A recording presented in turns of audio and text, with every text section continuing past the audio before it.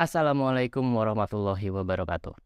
Aston Martin punya sejarah atau kebiasaan lah ya, menamakan mobil mereka dengan nama-nama yang pernah dipakai oleh pesawat militer klasik milik Royal Air Force di Inggris, yang terutama berawalan dengan huruf V.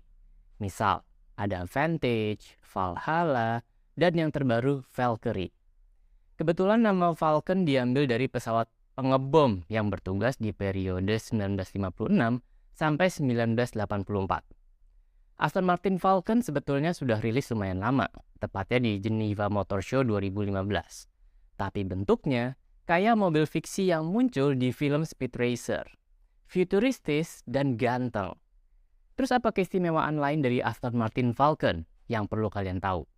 Nah, di video kali ini saya akan mengajak kalian untuk membahas beberapa hal menarik yang berkaitan sama Aston Martin Falcon. Tapi sebelum lanjut, jangan lupa klik subscribe dan like dulu supaya Tokomotif bisa terus kasih konten edutainment seputar dunia mobil yang spesial cuma buat kamu.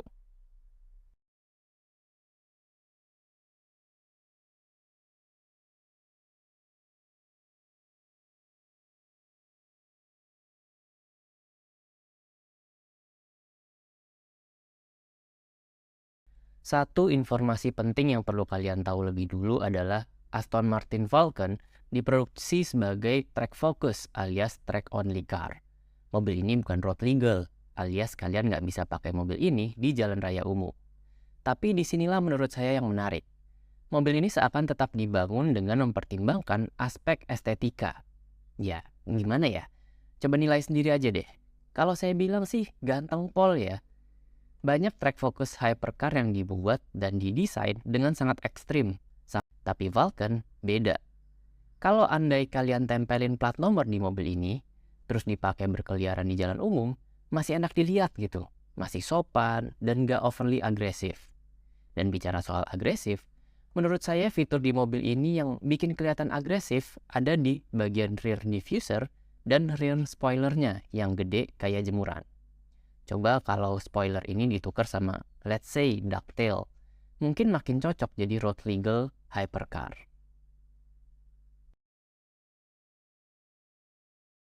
Sebagai mobil yang dibuat sebagai track only car, pastinya mereka dibangun dengan darah balap di dalamnya. Seberapa balapkah darahnya Falcon?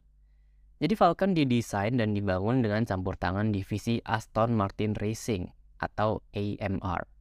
Ya, pas waktu tahun segitu Aston Martin belum masuk ke Formula One kalau nggak salah. Jadi mereka belum punya teknologi dan knowledge terkait F1 yang bisa dicomot ke Falcon. Tapi Aston Martin turun di laga balap Le Mans dan GT. Makanya AMR mengusulkan untuk pakai mesin milik Vantage GT3. Alhasil, jadilah sebuah mobil track focus dengan darah balap di dalamnya. Oh iya, untuk para konsumen yang membeli Falcon, konon Aston Martin menyediakan semacam kursus untuk mereka yang mau mempertajam kemampuan driving mereka di track dengan Falcon-nya masing-masing.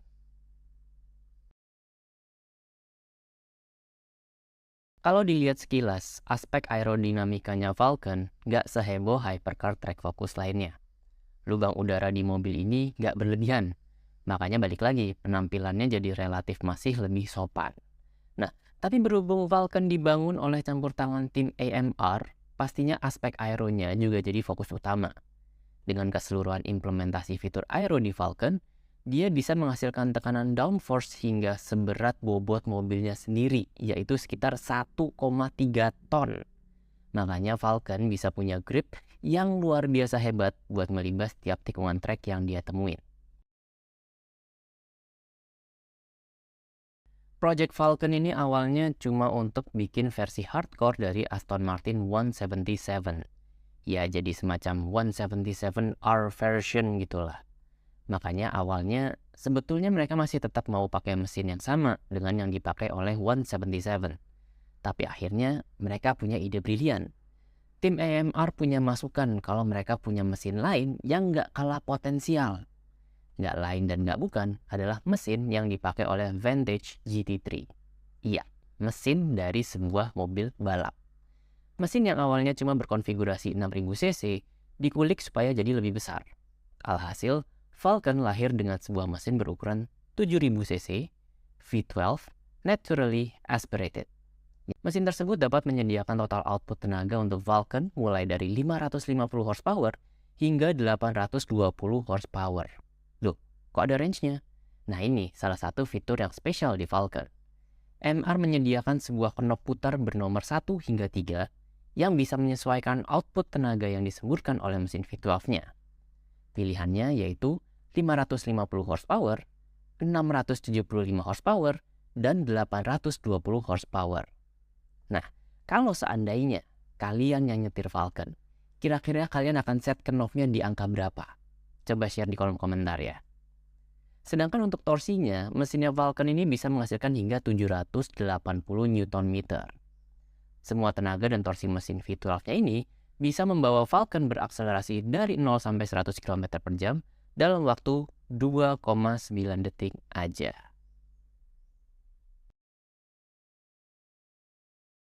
Aston Martin Vulcan bukan cuma sekedar beringas di track, tapi juga eksklusif.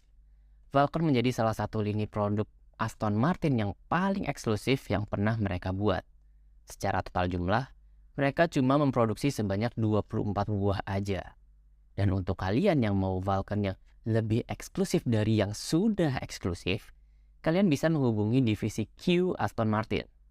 Mereka akan dengan senang hati menambah beragam customization di Vulcan kalian, seperti cat dengan warna yang unik, trim interior yang spesifik, atau sekedar custom badges.